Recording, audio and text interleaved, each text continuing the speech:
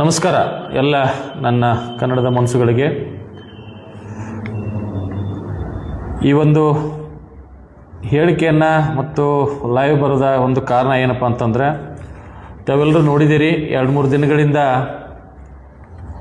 ಬೆಳಗಾವಿ ಜಿಲ್ಲಾಧಿಕಾರಿಗಳು ತರಾತರಿಯಲ್ಲಿ ನಾಡ ಹಬ್ಬದ ಒಂದು ಕನ್ನಡ ಹಬ್ಬ ಕಾರ್ಯಕ್ರಮವನ್ನು ಮಾಡಿದ್ರ ಕುರಿತು ಎಲ್ಲ ಕನ್ನಡ ಪರ ಸಂಘಟನೆಗಳು ನಾವೆಲ್ಲ ಒಂದಾಗಿ ಆ ಕನ್ನಡ ಕಾರ್ಯಕ್ರಮಕ್ಕೆ ಬಹಿಷ್ಕಾರನ ಹಾಕಿದ್ದೀವಿ. ಅಂದರೆ ನಾವು ಮಾತ್ರ ಬಹಿಷ್ಕಾರ ಹಾಕಿದ್ವಿ, ಕಾರ್ಯಕ್ರಮ ನಡೀಲಿ ಅಂತೇಳಿ ಹೇಳಿದ್ದೀವಿ.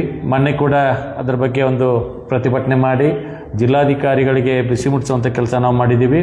ನಂತರ ಜಿಲ್ಲಾಧಿಕಾರಿಗಳು ಅದಕ್ಕೆ ಸ್ಪಷ್ಟನೆ ಕೊಡಬೇಕು ಅಂಥೇಳಿ ಪತ್ರಿಕಾಗೋಷ್ಠಿ ಕೊಟ್ಟು ನಮ್ಮಿಂದ ತಪ್ಪಾಗಿತ್ತು ಅಂತೇಳಿ ಹೇಳಿದರು. ಅದನ್ನು ತಮ್ಮ ಎದುರಿಗೆ ಮತ್ತೆ ತರ್ತಾ, ಅದೇ ರೀತಿ ನಿನ್ನೆ ಕೂಡ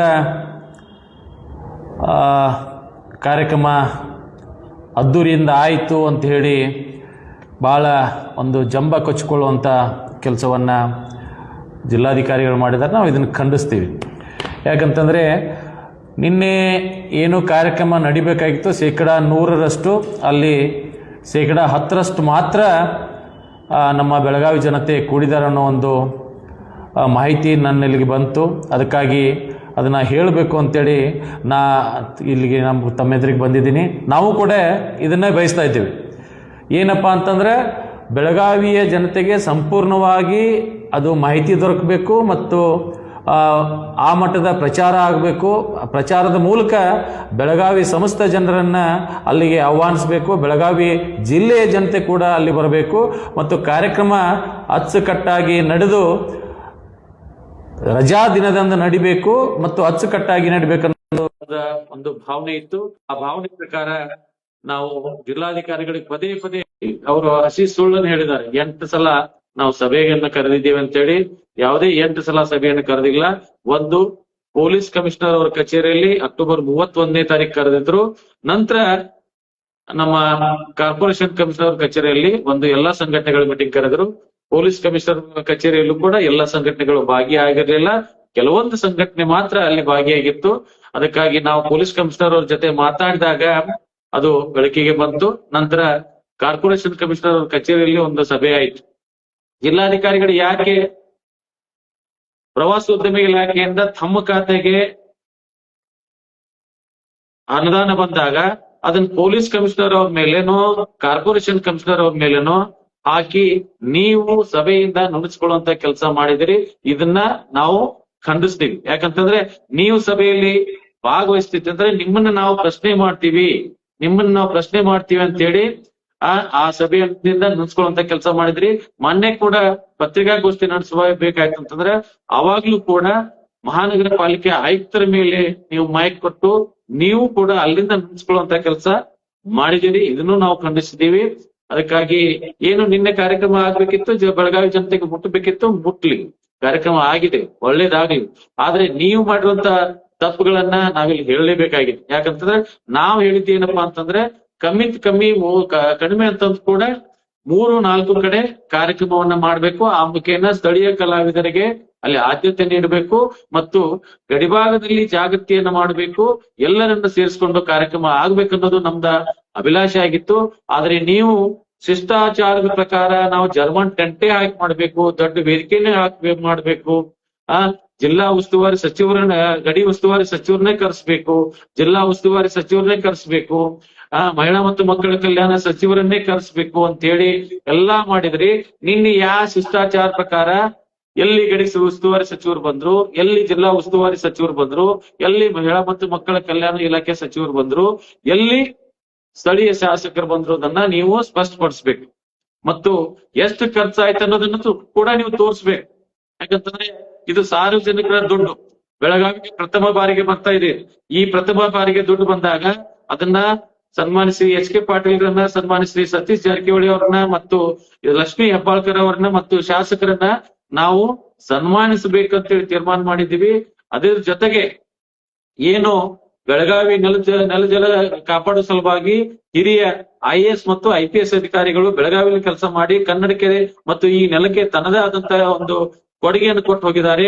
ಅದು ಜಯರಾಮ್ ಆಗಿರ್ಬೋದು, KR ನಾರಾಯಣ ರಾವ್ ಆಗಿರ್ಬೋದು, ಮತ್ತಿತರೆ ಅಧಿಕಾರಿಗಳಾಗಿರ್ಬೋದು, ಅವ್ರನ್ನ ಕರೆದು ಸನ್ಮಾನ ಮಾಡ್ಬೇಕಂತೇಳಿ ನಾವು ಸಭೆಯಲ್ಲಿ ತೀರ್ಮಾನ ಮಾಡಿದ್ದೀವಿ ಮತ್ತು ನಮ್ಮ ಆಲೋಚನೆ ಕೂಡ ಆಗಿತ್ತು. ಅದ್ರ ಜೊತೆಗೆ ಹಿರಿಯ ಕನ್ನಡ ಹೋರಾಟಗಾರರನ್ನ ಮತ್ತು ಸಾಹಿತಿಗಳನ್ನ ಸನ್ಮಾನ ಮಾಡೋದ್ರ ಮುಖಾಂತರ ಈ ಕಾರ್ಯಕ್ರಮಕ್ಕೆ ಒಂದು ವಿಶೇಷ ಒಂದು ಒತ್ತನ್ನು ಕೊಟ್ಟು ಅರ್ಥಪೂರ್ಣ ಕಾರ್ಯಕ್ರಮ ಮಾಡ್ಬೇಕನ್ನೋದು ನಮ್ಮ ಅಭಿಲಾಷೆ ಆಗಿತ್ತು.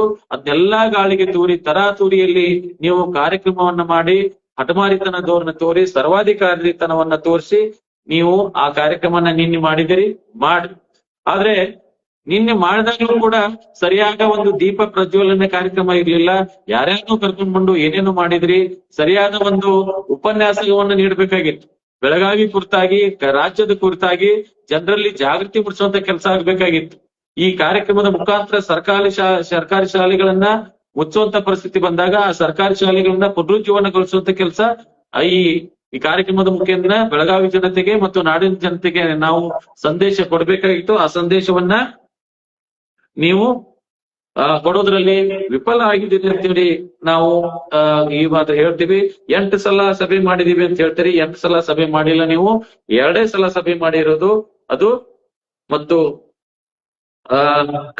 ಒಂದು ಪೊಲೀಸ್ ಕಮಿಷನರ್ ಅವರ ಕಚೇರಿಯಲ್ಲಿ ಮತ್ತೊಂದು ಕಾರ್ಪೊರೇಷನ್ ಕಚೇರಿಯಲ್ಲಿ ಮಾಡಿದ್ರೆ ಅಂತ ನಾ ಈಗಲೇ ಹೇಳಿದೀನಿ. ಅದಕ್ಕಾಗಿ ಈ ರೀತಿಯ ಒಂದು ಉದ್ದಟತನ ಮತ್ತು ಹಠಮಾರಿತನ ಮತ್ತು ಸರ್ವಾದಿ ಧೋರಣೆಯನ್ನ ಮಾಡಿ ನಿನ್ನೆ ಕಾರ್ಯಕ್ರಮ ಮಾಡಿದಿರಿ. ಸಾರ್ವಜನಿಕರ ತೆರಿಗೆ ಹಣವನ್ನ ನೀವು ಪೋಲ್ ಮಾಡುವಂತ ಕೆಲಸ ಮಾಡಿದಿರಿ. ಯಾವುದೇ ತರಾತುರಿಯಲ್ಲಿ, ಯಾಕಂದ್ರೆ ನಮಗ್ ಗೊತ್ತು ಆ ನಿರ್ಮಿತಿ ಕೇಂದ್ರಕ್ಕೆ ನೀವು ಕೆಲಸ ಕೊಟ್ಟಿದ್ದೀನಿ ಅಂತ ಹೇಳ್ತೀರಿ. ನಮಗ ಮೌಖಿಕವಾಗಿ ನಮ್ಗೆ ತಿಳಿದ ಪ್ರಕಾರ ನಿರ್ಮಿತಿ ಕೇಂದ್ರಕ್ಕೆ ಆ ಕೆಲಸ ಕೊಡಾಕ್ ಬರೋದಿಲ್ಲ. ನಿರ್ಮಿತಿ ಕೇಂದ್ರಕ್ಕೆ ತನ್ನದೇ ಆದಂತ ಬಾಯಲ ಐತಿ, ಅದಕ್ಕ ಎಷ್ಟೋ ಕೆಲಸಗಳನ್ನ ಕೊಡಾಕ್ ಬರುದಿಲ್ಲ ಅನ್ನೋ ಒಂದು ನಿಟ್ಟಿನಲ್ಲಿ ನಾವು ಮಾಹಿತಿಯನ್ನು ಪಡ್ಕೊಂಡಿದ್ದೀವಿ.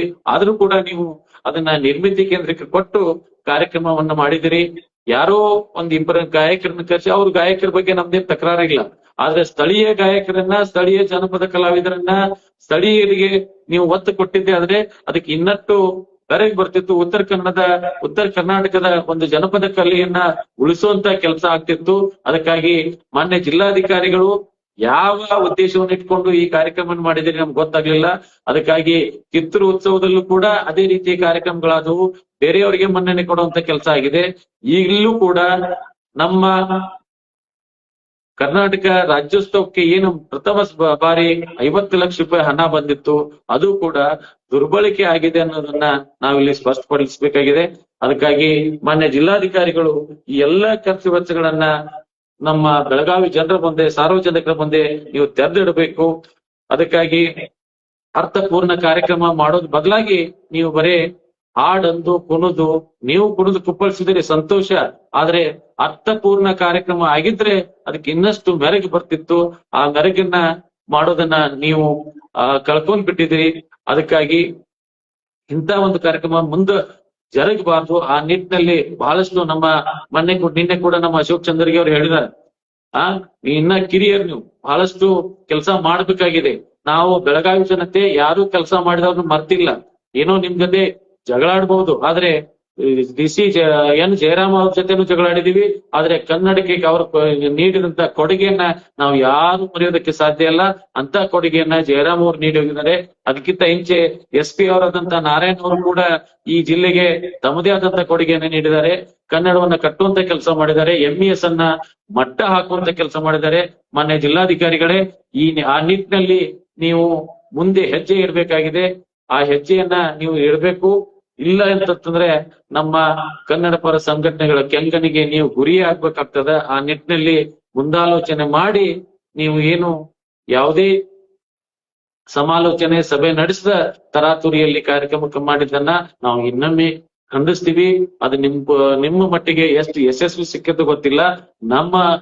ನಾವು ಹೇಳ್ಬೇಕಾಯ್ತು ಅಂತಂದ್ರೆ ಕಡಿಮೆ ಜನ ಸೇರಿ ತರಾತುರಿಯಲ್ಲಿ ಕಾರ್ಯಕ್ರಮ ಮಾಡಿ ಆ ಹಣವನ್ನ ಪೋಲ್ ಮಾಡುವಂತ ಕೆಲಸ ಆಗಿದೆ. ಆ ಪೋಲ್ ಆದಂತ ಹಣವನ್ನ ನೀವು ಯಾವ ರೀತಿ ಅದನ್ನ ಮರುಕಳಿಸ್ತಿರೋ, ಏನ್ ಮಾಡ್ತಿರೋ ನಮಗ್ ಗೊತ್ತಿಲ್ಲ. ಆದ್ರೆ ಇದನ್ನ ನಾವು ಖಂಡಿಸ್ತೀವಿ. ಈ ನಿಟ್ಟಿನಲ್ಲಿ ಜಿಲ್ಲಾಧಿಕಾರಿಗಳು ಅರ್ಥಪೂರ್ಣ, ಇನ್ನು ಮುಂದಾದ್ರೂ ಅರ್ಥಪೂರ್ಣ ಮತ್ತು ಎಲ್ಲರನ್ನ ಒಳಗೊಂಡು ಸಭೆ ಮಾಡಿ ಕಾರ್ಯಕ್ರಮ ಮಾಡೋ ನಿಟ್ಟಿನಲ್ಲಿ ನೀವು ಮುಂದಾಗಬೇಕು. ಆ ಹಣವನ್ನ ವ್ಯಯ ಮಾಡೋದನ್ನ ನೀವು ತಪ್ಪಿಸ್ಬೇಕು. ಹಣ 39 ಲಕ್ಷ ನಾವು ನೀರಲ್ಲಿ ಹುಣಸಿ ಹಣ್ಣು ತೊಳೆದ ರೀತಿಯಾಗಿದೆ. 8 ಲಕ್ಷ ನೀವು ಊಟಕ್ಕೆ ಖರ್ಚು ಮಾಡಿದ್ರಿ ಅಂತ ಹೇಳ್ತೀರಿ, 3 ಲಕ್ಷ ವಸ್ತು ಪ್ರದರ್ಶನಕ್ಕೆ ಅಂತ ಹೇಳ್ತೀರಿ. ಈ ರೀತಿ ಆಗ್ಬಾರ್ದು. ಪ್ರಥಮ ಬಾರಿಗೆ ಬಂದಂತ ಹಣ ಬಹಳ ಅರ್ಥಪೂರ್ಣವಾಗಿ ಮತ್ತು ವ್ಯವಸ್ಥಿತವಾಗಿ ಖರ್ಚು ಆಗ್ಬೇಕಾಗಿತ್ತು. ಅದು ನಮಗೊಂದು ನೋವಿದೆ. ಯಾಕಂತಂದ್ರೆ ಸುಮಾರು ವರ್ಷಗಳಿಂದ 2 ಕೋಟಿ ಬೆಳಗಾವಿಗೆ ರಾಜ್ಯೋತ್ಸವಕ್ಕೆ ಅನುದಾನಕ್ಕೆ ಕೊಡ್ರಿ, ಬೆಳಗಾವಿ ಜನರಿಗೆ ಒಂದು ವಿಶೇಷ ಕಾರ್ಯಕ್ರಮ ಆಗ್ಬೇಕು, ರಾಜ್ಯೋತ್ಸವದಲ್ಲಿ ಸಂಘ ಸಂಸ್ಥೆಗಳು ಕಾರ್ಯಕ್ರಮ ಮಾಡಕತ್ತಾರ, ಸಂಘ ಸಂಸ್ಥೆಗಳು ಎಷ್ಟೋ ಖರ್ಚು ವೆಚ್ಚ ಮಾಡ್ಕ್ಯಾರಿ ಜನರಿಗೆ ಮನೋರಂಜನೆ ನೀಡಕತ್ತಾರ, ಜನರಿಗೆ ಜಾಗೃತಿಯನ್ನು ಮೂಡ್ಸಕತ್ತಾರ. ಆ ನಿಟ್ಟಿನಲ್ಲಿ ರಾಜ್ಯ ಸರ್ಕಾರದಿಂದಲೂ ಕೂಡ ಜಿಲ್ಲಾಡಳಿತದಿಂದಲೂ ಕೂಡ ಒಂದು ವಿಶೇಷವಾದಂತ ಕಾರ್ಯಕ್ರಮ ರಾಜ್ಯೋತ್ಸವ ಸಂದರ್ಭದಲ್ಲಿ ಆಗ್ಬೇಕಾಗಿತ್ತು. ಆ ನಿಟ್ಟಿನಲ್ಲಿ ಅದನ್ನ ರಾಜ್ಯೋತ್ಸವ ಸಂದರ್ಭದಾಗ ಮಾಡ್ತೇನೆ ಅಂತ ಮುಂದೆ ಹಾಕಿ ನೀವು ಫೆಬ್ರವರಿ 24ನೇ ತಾರೀಕು ಮಾಡಿ ಆ ರಾಜ್ಯೋತ್ಸವದ ಕಳೆಯನ್ನ ಮತ್ತು ರಾಜ್ಯೋತ್ಸವದ ಸಂಭ್ರಮವನ್ನ ಮರೆಮಾಚುವಂತ ಒಂದು ಕೆಲಸ ಮಾಡಿ ಅದ್ದೂರಿಯಾಗಿ ಮಾಡಿದೀವಿ, ಹೆಮ್ಮೆ ಇದೆ ಅಂತ ಹೇಳಿದಿರಿ. ನಿಮ್ಗೆ ಯಾವ ಹೆಮ್ಮೆ ಬಂದಿತ್ತು, ಯಾವ್ದು ಸಂತೋಷ ಆಗಿತ್ತು ನಮ್ಗೆ ಗೊತ್ತಿಲ್ಲ. ಆ ದುಡ್ಡನ್ನ ಬಳಕೆ ಮಾಡಿರೋದಷ್ಟೇ ಮಾತ್ರ ನಿಮ್ ಕಡೆಯಿಂದ ಸಂತೋಷ ಆಗಿರ್ಬೋದು. ಅಂತ ಸಂತೋಷ ಮುಂದೆ ಹುಡುಕ್ಲಿಕ್ಕೆ ಹೋಗ್ಬೇಡ್ರಿ. ಮುಂದೆ ಅದು ಕೂಡ ಅಂತ ಸರ್ಕಾರದಿಂದ ಬಂದಂತ ಹಣವನ್ನ, ರಾಜ್ಯೋತ್ಸವಕ್ಕೆ ಬಂದಂತ ಹಣವನ್ನ ಸದ್ವಿನಿಯೋಗ ಆಗೋ ರೀತಿಯಲ್ಲಿ ಎಲ್ಲರನ್ನೂ ಕರೆದು ಗಡಿ ಸಚಿವರಾಗಿರ್ಬೋದು, ಜಿಲ್ಲಾ ಉಸ್ತುವಾರಿ ಸಚಿವರಾಗಿರ್ಬೋದು, ಮಹಿಳಾ ಮತ್ತು ಮಕ್ಕಳ ಕಲ್ಯಾಣ ಸಚಿವರಾಗಿರ್ಬೋದು, ಜಿಲ್ಲೆಯ ಎಲ್ಲಾ ಶಾಸಕರಾಗಿರ್ಬೋದು, ಅದನ್ನ ಅವ್ರನ್ನ ಕರೆಸಿ ಅವ್ರನ್ನ ಒಕ್ಕೊಲಿನಿಂದ ಕೆಲಸ ಆಗ್ಬೇಕಾಗಿತ್ತು. ಮುಂದಿನ ದಿನಮಾನಗಳಲ್ಲಿ ಈ ರೀತಿಯ ಕೆಲಸ ನಿಮ್ ಕಡೆಯಿಂದ ಆಗ್ಲಿ ಅಂತೇಳಿ ಆಶೆಯನ್ನು ವ್ಯಕ್ತಪಡಿಸ್ತಾ, ನಿಮ್ಮ ಖಂಡನೆಗೆ, ನಿಮ್ಮ ನಡೆಗೆ ನಮ್ಮ ಖಂಡನೆಯನ್ನು ವ್ಯಕ್ತಪಡಿಸ್ತಾ ವಿರೋಧವನ್ನು ವ್ಯಕ್ತಪಡಿಸ್ತೀವಿ. ನಮಸ್ಕಾರ.